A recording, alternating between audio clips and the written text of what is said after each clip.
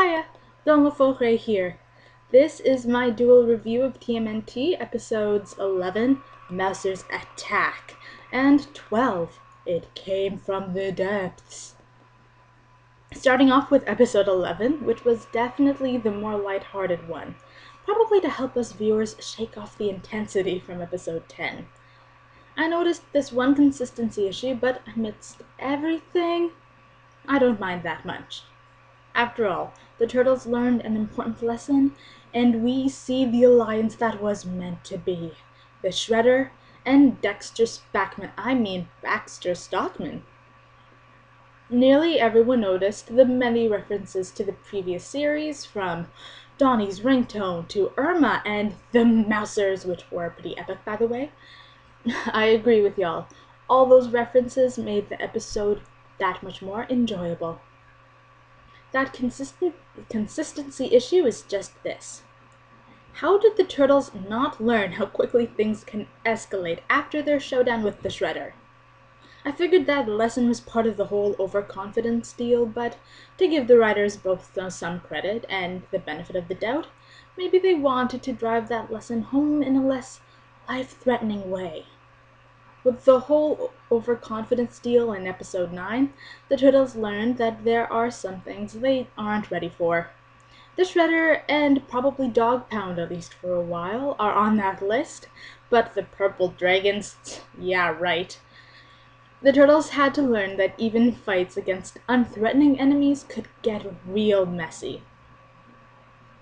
I really enjoy how the team is slowly becoming a cohesive unit as they learn to appreciate each other.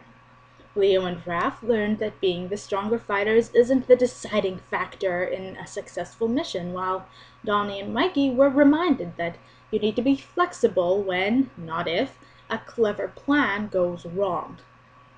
Since I'm nearly always rooting for the underdog, I was hoping Donnie and Mikey would save the day and successfully pull off their mission like bosses. But that wasn't the point, being that those two were any better or less than their brothers. The main message was that they were all equal and, cheesiness alert, they really do complete each other, as Rodney383 pointed out. It's too bad that Mikey didn't exactly get a chance to shine, but that's what episode 12 was for. I'm glad for Splinter's solution to Leo's and Raph's rivalry. As he put it, their competitive spirit was pitting them against each other, thus preventing them from appreciating each other's talents. Talents, not talents. Getting them to work together was the perfect way to help them become closer. Nothing like relying on another person to show you just how talented that person can be. By now we know that Raph respects Leo, and vice versa, but the brothers have yet to actually admit it to one another. I believe that's why their brotherly competition wasn't put to rest. It's one thing to respect your bro, but if you don't think you're getting the same respect back, you want to prove yourself. I can't say that Leo and Raph will be the closest of brothers from now on, though I do have my doubts about, some kind of ultimate showdown between them since episode 10. However, I admit that I'm curious about what would ever happen to the team if Leo were temporarily out of commission. Who would try to pick up the mantle as leader? Some food for thought. Anyway, I'll say just a few words about the Shredder and Baxter Stockman alliance. First off, sorry Kring 100.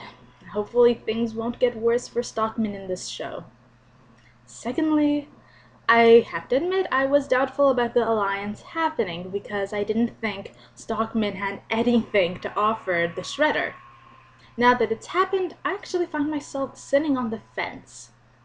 I'm glad the writers decided to pay homage once again, but I was expecting something crazy original from them. By that I mean something original and a little cray-cray. We weren't introduced to Stockman the traditional way, so part of me hoped we'd continue to see something new from him.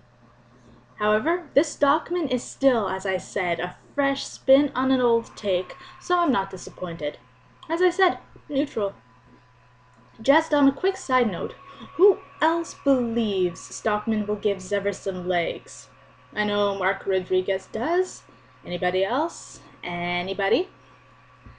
On to episode 12. Loved it! I'm not sure where to start.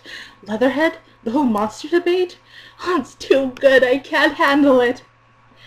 Yet again, this episode had a lot of things I enjoy in TMNT, like action and humor. The cherry on top was the deeper conversation about empathy and compassion. If the turtles learned anything from mutants, it's that the hostile ones are the enemies. Random tangent. What happened to snakeweed and spider bites? Are the writers trying to save them up for something exciting? Anyway, there hasn't exactly been an excess of friendly mutants, which hasn't helped the turtles' trust issues. Now they have to hide from humans and mutants to stay safe. It's not surprising that the more intelligent turtles developed some reluctance to trusting dangerous creatures, considering the connections needed to link hostility with enmity. Unfortunately, that meant Leo, Raph, and Donnie became unable to walk in another's shoes, not to mention rather good at holding grudges and jumping to conclusions. Even the Space Heroes clip tied into the whole unapathetic side of the turtles.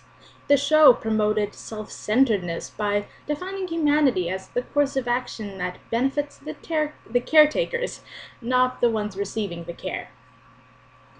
As it turned out, Mikey was the best candidate to help Leatherhead because he wasn't restrained by the past and therefore didn't judge LH just because the guy was protecting himself.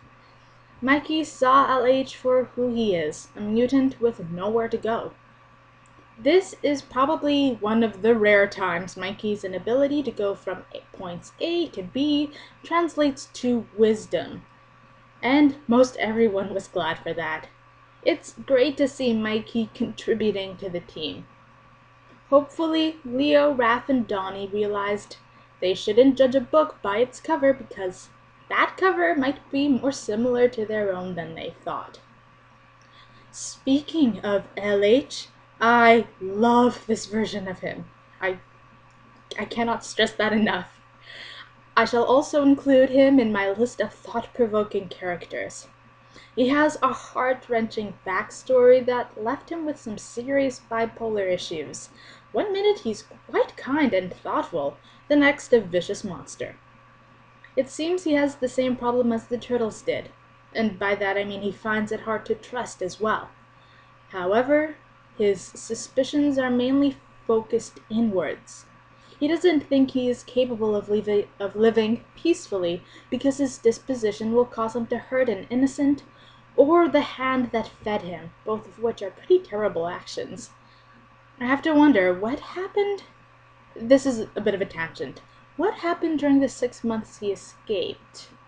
Had he been evading the Krang in the sewers that whole time? Because it's kind of odd the turtles didn't run into him earlier. Now, may I say that Splinter is a boss? To whomever doesn't think that, we're having words. His moves against a very strong and vicious opponent were amazing.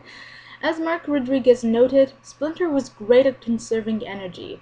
He didn't waste it throwing his weight around like Leatherhead did, though his death roll was pretty dope, as Rodney383 mentioned. Clearly, Splinter can dish out all kinds of hurt without breaking a sweat. I can't wait for the Shredder-Splinter showdown, because that will be epic on so many levels. Alright, that's it from me, guys. If you recall, Leatherhead spoke of the horrors of being an experiment. The question of the week is this. If you were one of the Krang, would you consider Leatherhead to be a successful experiment? Why or why not? Going off my thoughts about turning all sorts of organisms into weapons, I'd say Leatherhead was a success because he did turn out to be a very strong warrior. Obviously, the next step in the experiments would be to see how I, being the Krang, could eliminate the presence of a troublesome will. But just to make it clear, I loathe what happened to him. It just makes me hate the Krang even more. Alright, guys. Alright, that's it. Thank you so much for listening, and I can't wait to talk to you guys again for episode 13.